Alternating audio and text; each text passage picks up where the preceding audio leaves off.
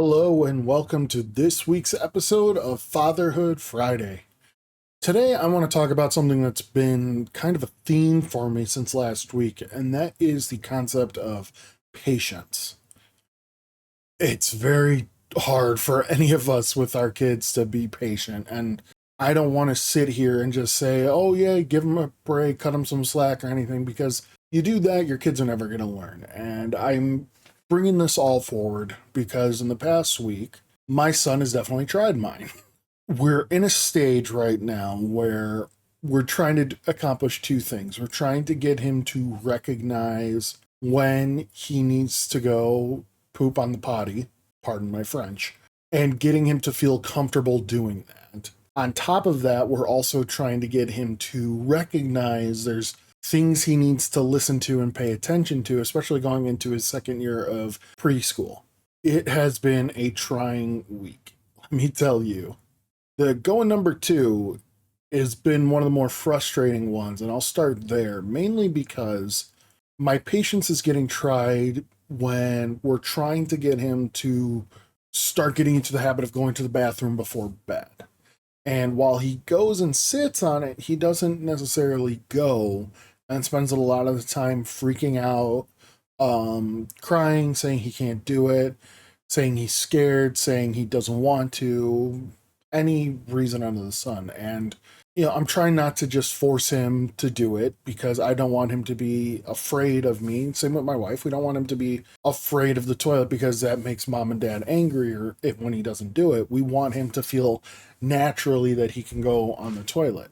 But man, is it a struggle, especially when he's sitting on there screaming he can't do it, when we know he means he doesn't want to do it, but he keeps saying he can't do it. And it is quite the test for his mom and I to still be supportive, while not just telling him, come on, you got to do this, you got to do this. I found one of the tactics I've been using that has gotten him a bit more comfortable on the toilet. We haven't gone yet.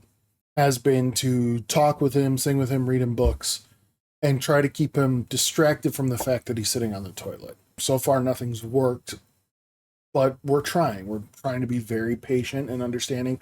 This is a big step for him. I know I probably wasn't the easiest to train with this when I was younger, so without feeling like what goes around comes around, I'm trying to just keep a level head, trying to remember he's 4, he doesn't fully understand, he really thinks emotions first without even thinking. So trying to keep that in perspective helps me extend my patience with him a little bit more. But then he decides to test it by getting off the toilet, us getting him in his pull-up for the night, getting him down to bed, closing the door, saying goodnight, all of our nighttime ritual, closing the door, and then within 30 seconds to 2 minutes later, him coming out to saying he has poop in his butt and he needs to be changed. Boy, oh boy, do I need to bite my lip and hold back certain words, because that is frustrating. One day last week, specifically, I remember he woke up super early in the morning. He did not have number 2 in his pull-up. So I told him, I was like, hey, we're going to test this, okay? We're going to test this, and I was like, you got to stay in your room until we've got an alarm clock for him that changes colors based off of wake up time, bedtime, what have you.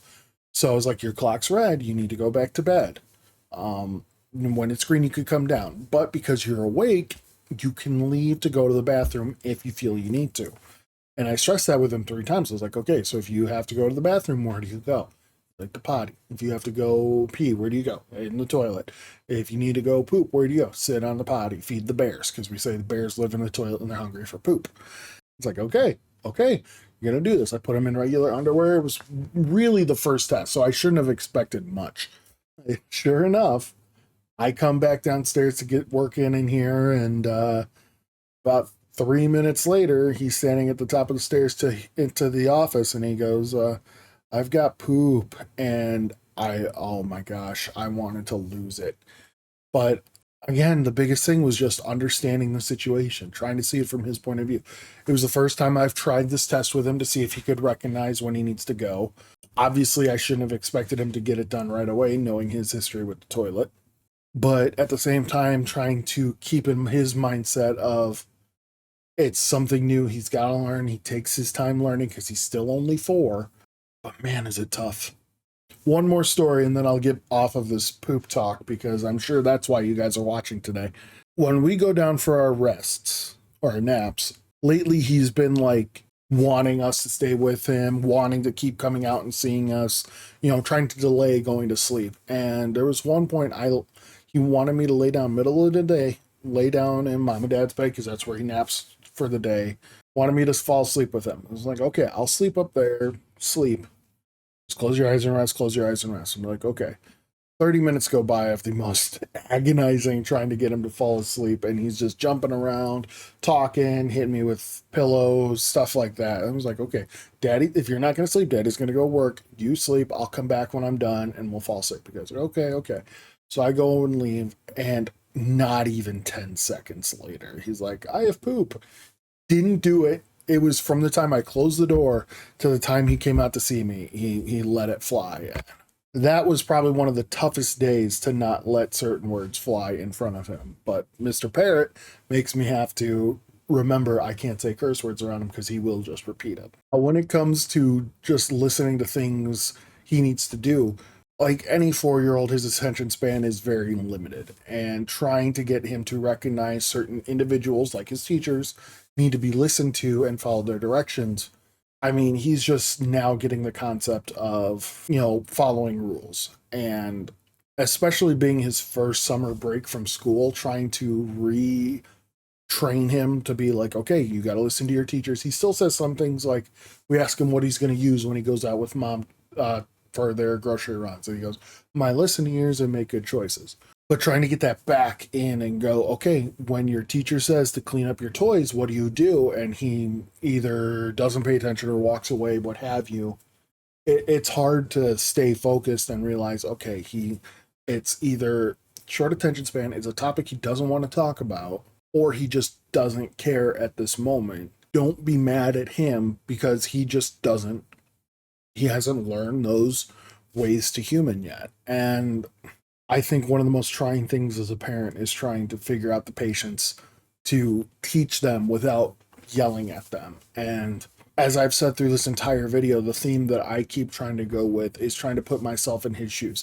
Not just say, oh, he's 4, he doesn't care, he'll grow out of it or what have you.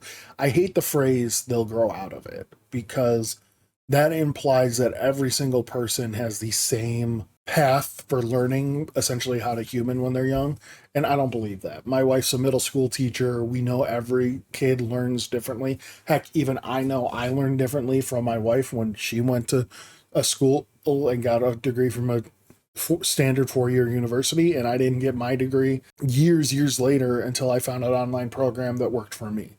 So every student learns differently, so every kid grows differently. So when I try to put myself in his shoes, it's not he's 4, he'll grow out of it. It's, okay, what's the situation like? Was he just playing a game that he didn't want to give up on? That's why he's more upset than anything. It's that first year gentle parenting, trying to talk through things while still being firm, because you can't just be their friend, but still just talking through things rather than just yelling or saying because I said so or that.